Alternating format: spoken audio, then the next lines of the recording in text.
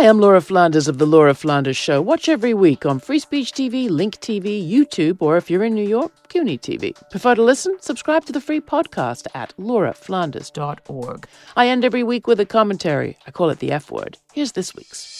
In the first week of February, every 4 years, coastal correspondents decamp to Iowa to cover the first-in-the-nation nominating contest. Face-to-face, caucus by caucus, what the state lacks in demographics, it makes up for in down-home democracy, we're told. And down-home democracy rests on down-the-street media. That's why when the Des Moines Register endorses Elizabeth Warren, it makes national news. When Bernie Sanders leads the Register's celebrated Iowa poll, it sends shockwaves through the Democratic establishment. But much as we may want to believe that Iowa takes us back in time, it's not a time capsule. It may be the frontier face of our media future.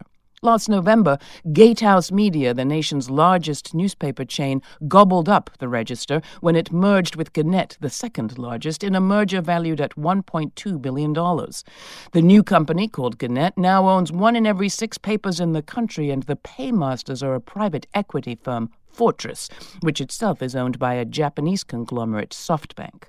Local news, brought to you by profit predators, is as American as apple pie these days. The most recent study by PEN America reads like an obituary for the U.S. news business.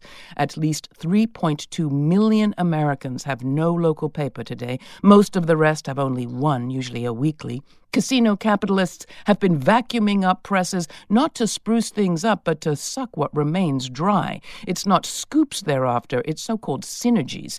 And Gannett says they'll be seeking some 300 million of those. Across the network, layoffs are already happening. What's a synergy in a newsroom? It's Tony Lays, veteran Register reporter, writing a feature, an analysis of the poll, a human interest piece, and 2 explosive investigations in 3.5 weeks. He described his job to Politico. Journalists from the Register or papers like Sioux City Journal or the Quad City Times may still appear on your screens caucus night, bringing authenticity and some actual local knowledge to national coverage. But beat reporters in rural states are not some quaint exotic species. They need to eat too. And all across the country, they've been taking a beating from the very same monopoly capitalists and finance vultures who control commerce, communications, and increasingly our consciousness through buyouts, buy-ups, and advertising. Local broadcasting is faring no better. 2 leading TV stations in Des Moines and Davenport changed owners in the last year. Christian stations dominate the airwaves, and Iowa has very few national public radio affiliates.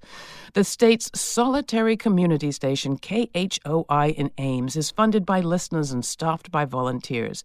That's where I'll be this Monday, co-hosting for the Pacifica network so that those volunteers can go caucus.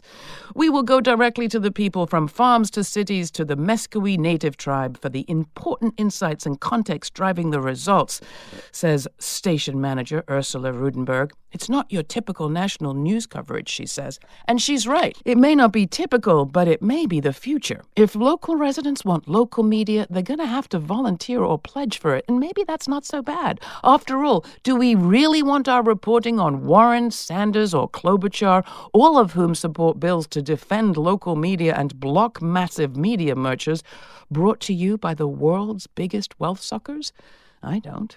You'll be able to follow KHOI's caucus coverage at our Facebook page and catch my live posts on Twitter. Find out how at lauraflanders.org and support us. Thanks.